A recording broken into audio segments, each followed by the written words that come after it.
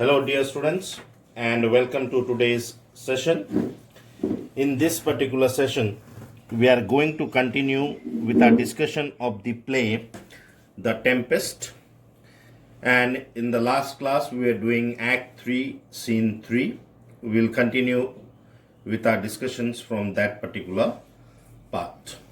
In the last class, we had discussed that there was a banquet laid by some strange shapes who came with the trays and different kind of food, laid them on the table. They started dancing around it, singing, and they greeted the king and the other courtiers to greeted them and invited them to eat that food. However, when they were about to start eating, just then there is thunder and lightning. Ariel enters like an harpy, clashes Bing upon the table, and strangely enough, the banquet disappears. Now, this particular act or incident, it shows the moral values of each of the courtiers in the way they react to the banquet. As a matter of fact, the banquet that was laid before these courtiers, it represented an illusory offering.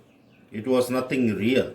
It was just an illusory offering of material comforts which the courtiers have been chasing in their lives. Here, banquet shows immoral greed because the courtiers wanted it for themselves without having either earned or deserved it.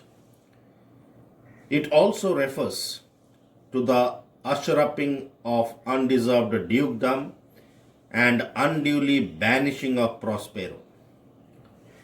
Therefore, the banquet is a reflection of the parasite's code that Alonso, Antonio, and Sebastian had been pursuing. What they want is power and fame in their life. And they want this power and fame to get like parasites without working for it. So Ariel here comes in the shape of a harpy, and he reminds all these three men of their sin. And it is then that King Alonso is overtaken by a strong sense of guilt. So here Ariel says, "You are three men of sin, whom destiny that hath to instrument this lower world and what is in it.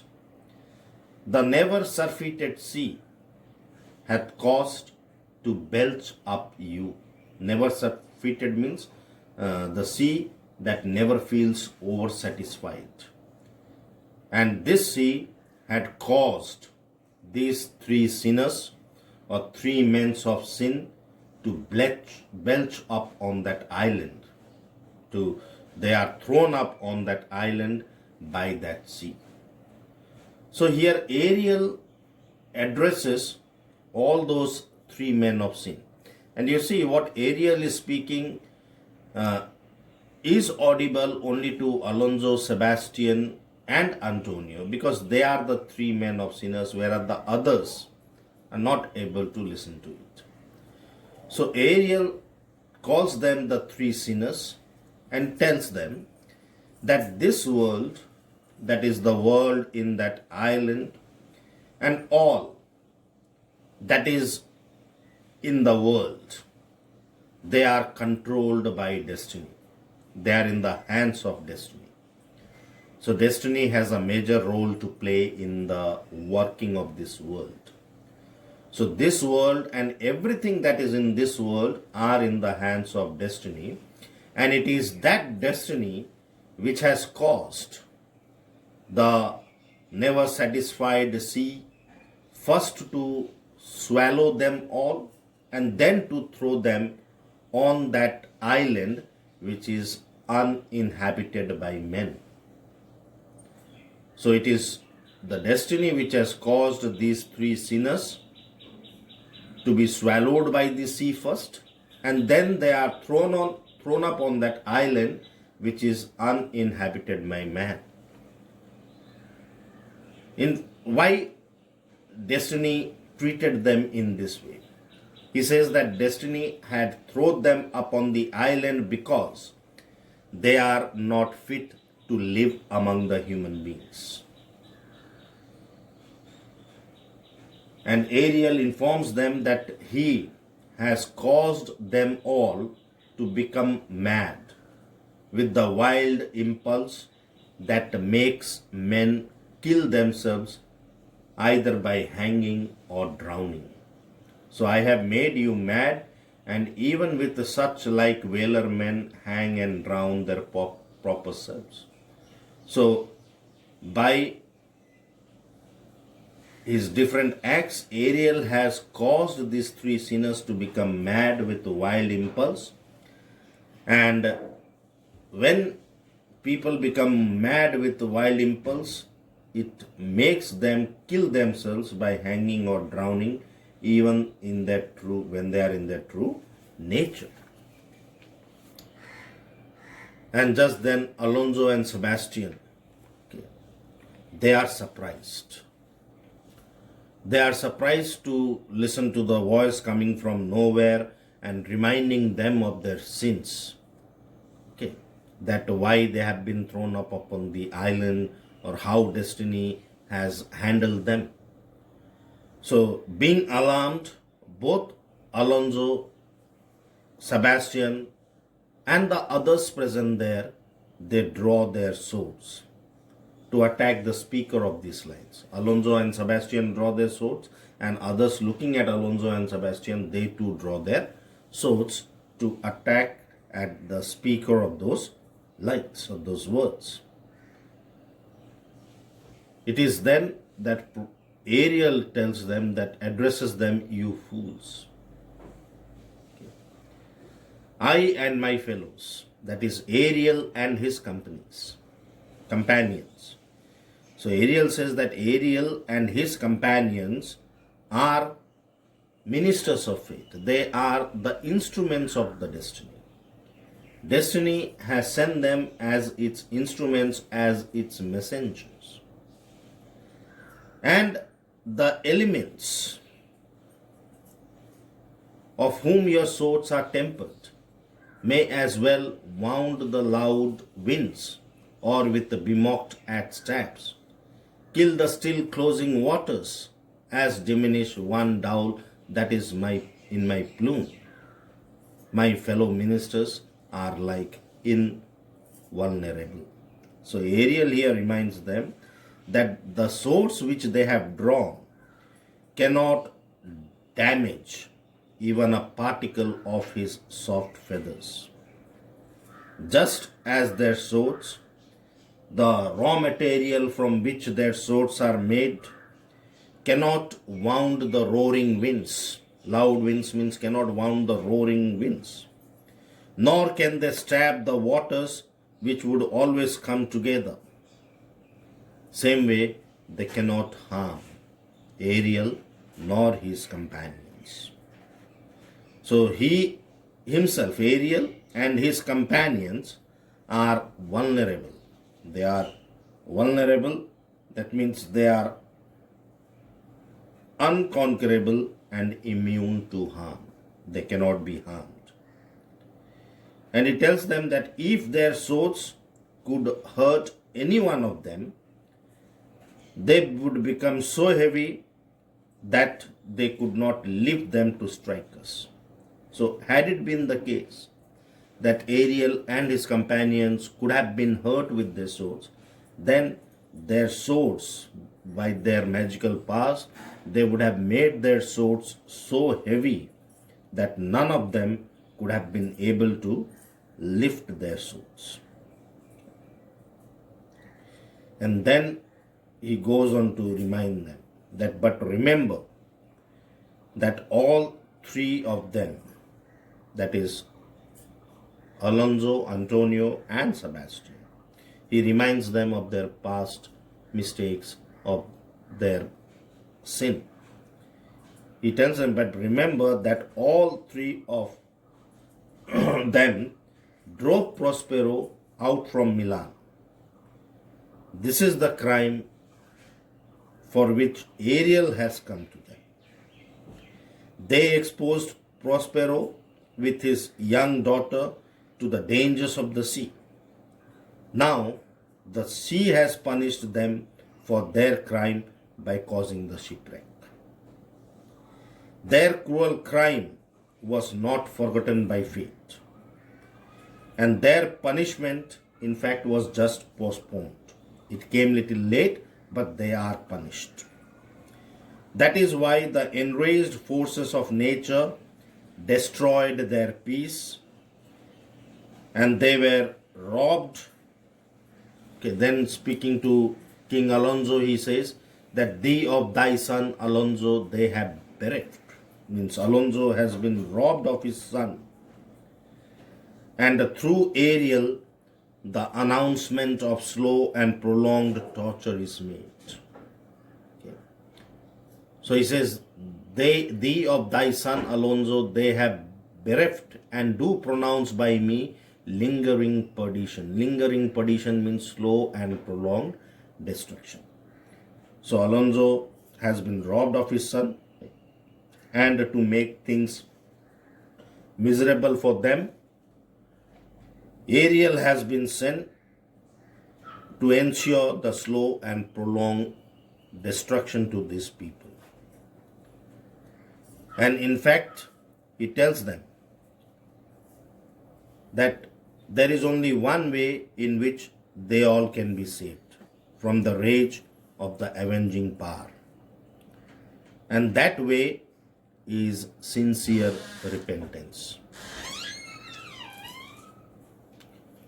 That way is sincere repentance. So he says that there is only one way through which they can all be saved from this avenging power, and it is sincere repentance. Okay.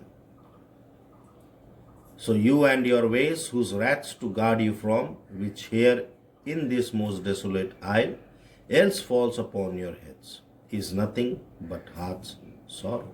Heart's sorrow means but repentance.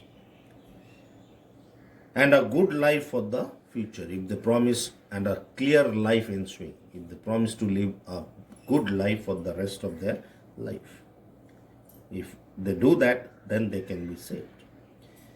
And he warns them that if they fail to do that, the fury of the avenging powers will descend on their heads in the barren island and destroy them. And saying this, Ariel vanishes in thunder, and then to soft music enter the shapes again. And there is some soft music played, and then the strange shapes once again they enter and dance, and with the mocks and mouths and carrying out the table. So they dance with the grimaces, and now which the table was only left there, they carry out that table, they carry away that table. Now Prospero, in an aside, he congratulates Ariel. He says, bravely the figure of this harpy has thou performed, my Ariel.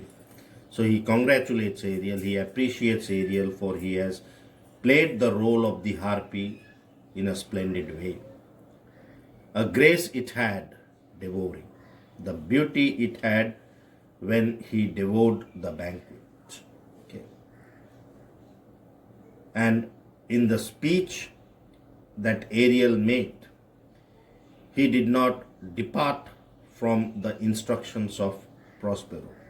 He had said everything that was mentioned to him by Prospero.